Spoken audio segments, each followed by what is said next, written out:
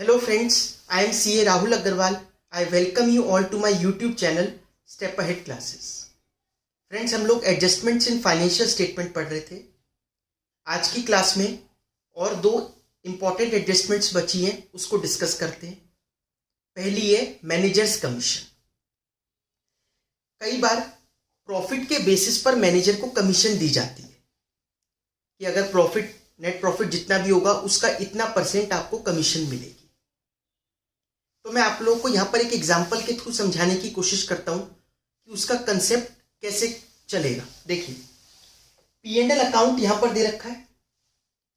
Gross profit है 1 लाख रुपए का. एग्जाम्पल, ये दो खर्चे हैं.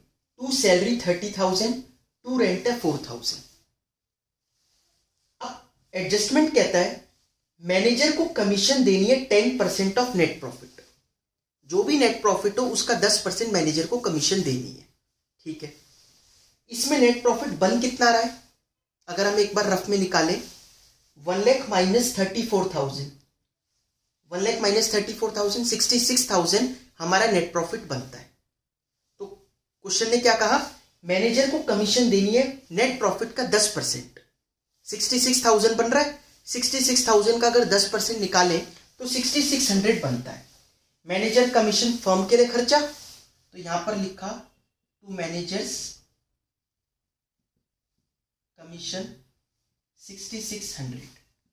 लास्ट में नेट प्रॉफिट फिर कितना बच गया. नेट प्रॉफिट अब 66,000 थोड़ी ना रह जाएगा. 66,000 तो नेट प्रॉफिट हमारा निकल कर आया था, उसमें से 6600 हमने ऑलरेडी किसको दे दिया, मैनेजर को. तो बच कितना गया, ये हो गया 59,400.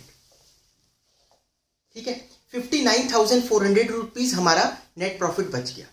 अब मैं आपसे कहूं कि एक बार फिर से रीड करना इस एडजस्टमेंट को. Managers commission is 10% of net profit.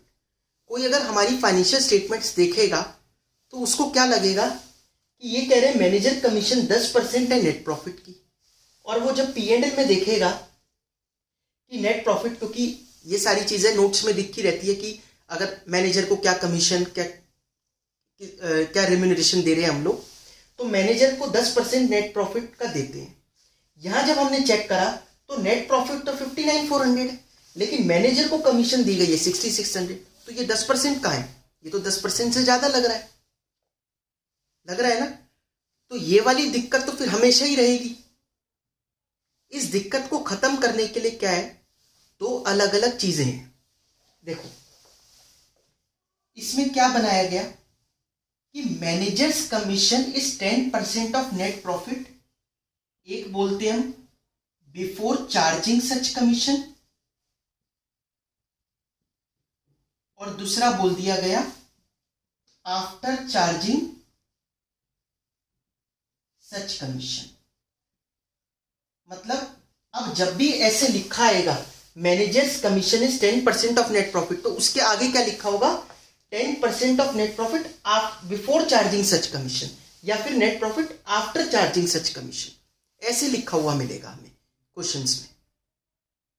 ठीक है. अब इससे क्या क्लियर हुआ, मैनेजर कमीशन 10% है नेट प्रॉफिट की बिफोर चार्जिंग सच कमीशन. कौन सा नेट प्रॉफिट, वो कमीशन चार्ज करने से पहले वाला नेट प्रॉफिट. अभी उस नेट प्रॉफिट में कमीशन चार्ज नहीं हुई, उससे पहले जो प्रॉफिट आया था उसका 10%. यहां वही हो रहा है. देखो, ये नेट प्रॉफिट तो कौन सा है, चार्ज करने के बाद इतना बच गया, बट हमने दिया किस पर, हमने ये जो 6600 दिया ये किस अमाउंट पर दिया, कमीशन चार्ज करने से पहले वाले अमाउंट पर दिया. इसलिए ये क्या हो गया, मैनेजर कमीशन हो गई 10% of net profit before charging such commission. तो इसका फॉर्मूला क्या होता है, R/100 इंटू नेट प्रॉफिट. अब कोई भी हमारी फाइनेंशियल स्टेटमेंट देखेगा तो समझ जाएगा, कहेगा अच्छा बिफोर चार्जिंग सच कमीशन, ये वाला नेट प्रॉफिट नहीं, इसको चार्ज करने से पहले जो नेट वो था नेट प्रॉफिट उस पर दिया 10%, इसलिए ज्यादा दिखाई दे रहा है. ठीक है. लेकिन अगर हमें आफ्टर चार्जिंग सच कमीशन देना हो, हम मैनेजर को कमीशन देना चाहते हैं 10%, लेकिन कौन सी नेट प्रॉफिट पर, कमीशन माइनस करने के बाद जो नेट प्रॉफिट आए उस पर देना चाहते हैं. अब ये दिक्कत वाली बात क्या है कि कमीशन चार्ज करने के बाद नेट प्रॉफिट तब निकलेगा जब कमीशन पता हो, और यहां तो कमीशन ही हम निकालने बैठे हैं। समझ में आया ना, हम कमीशन ही तो निकाल रहे हैं कितनी बन रही है, और वो कह रहा है कमीशन निकाल लो, कैसे, नेट प्रॉफिट में कमीशन माइनस करके। तो ये चीज मैथमेटिकली सॉल्व होती है, इसमें हम कमीशन को एक्स लेते हैं। अगर आप इसको करके देखोगे, आप कहोगे तो मैं भी डेरिवेशन करा दूंगा, बट ये वेस्टेज ऑफ टाइम है। Let managers commission be X, तो अब उसको जो रेट देंगे हम, मतलब R/100 into net profit minus X, और इक्वल टू क्या होगा, एक्स, क्योंकि मैनेजर की कमीशन ही निकाल रहे हो। इधर उधर ले जाकर आपको एक्स की वैल्यू आ जाएगी। तो उससे क्या पता चलता है, उससे एक फॉर्मूला डिराइव हुआ, R/100 प्लस R। अगर हम ये कर दें तो आफ्टर चार्जिंग सच कमीशन की मैनेजर कमीशन का अमाउंट आ जाएगा, R/100 plus R into net profit.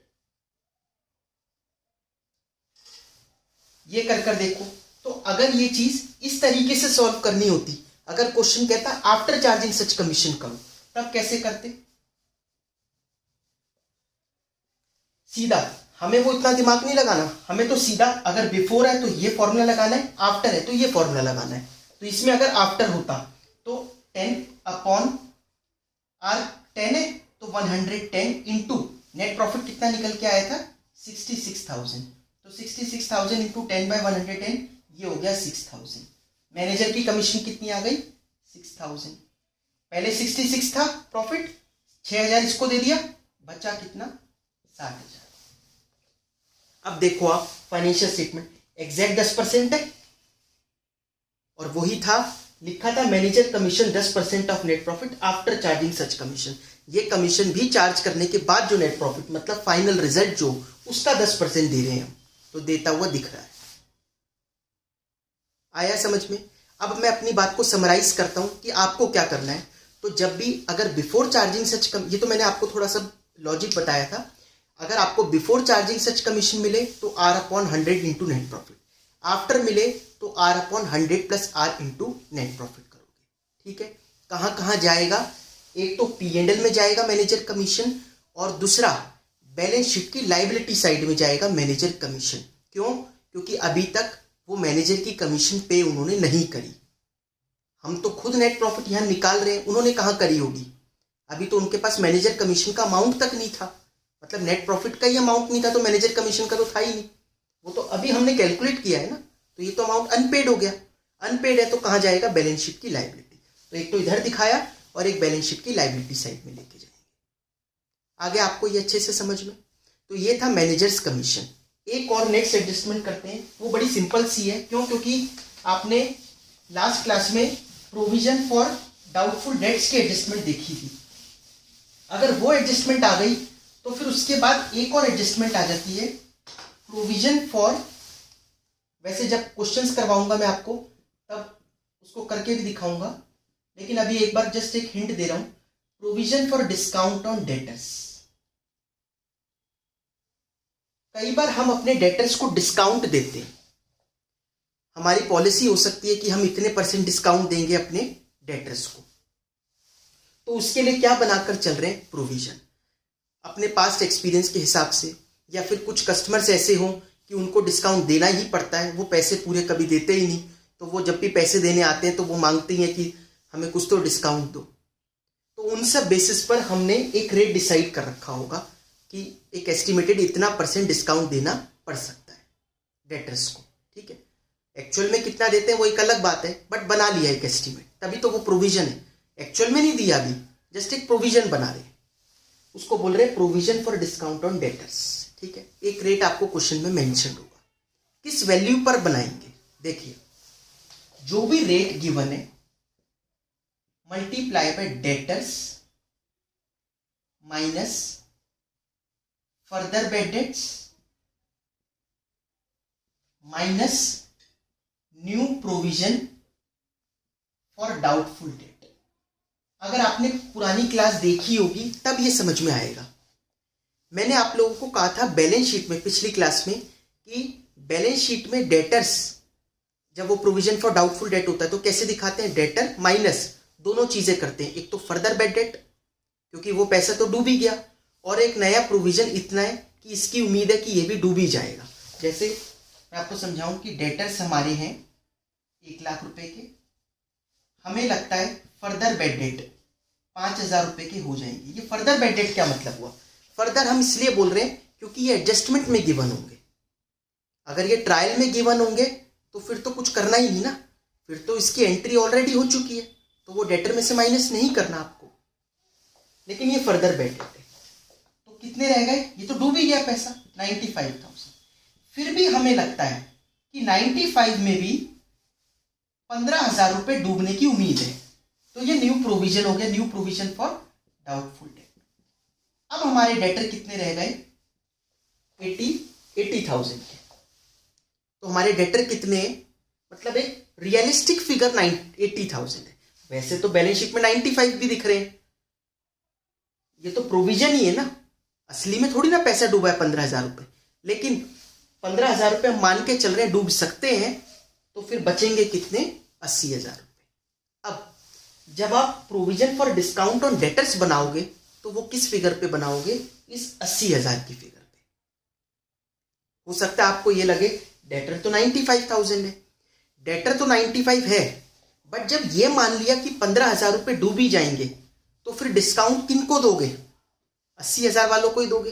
एक ही डेटर के साथ दोनों काम तो नहीं हो सकते कि पैसा डूब भी जाए और उसको डिस्काउंट भी दे रहे हैं, या तो डूबेगा या वो पैसे देगा, एक ही काम तो होगा। तो आपने जब ये मान लिया कि ये पैसा डूब ही जाएगा तो फिर क्या का डिस्काउंट बनाएंगे इस पे, तो डिस्काउंट हम किस पे बनाते हैं 80,000 पे, मतलब जो फर्दर बैड डेट और न्यू प्रोविजन माइनस करने के बाद फिगर आ रही है उस पर बनाते हैं। आया अच्छे से समझ में। इसलिए provision for discount on debtors किस पे बनता है, debtors minus further bad debt minus new provision पर R/100। कहाँ कहाँ जाएगा, ये एक तो P&L की डेबिट साइड में जाएगा और दूसरा बैलेंस शीट में डेटर्स में से डिडक्ट होगा, डिडक्ट फ्रॉम डेटर्स।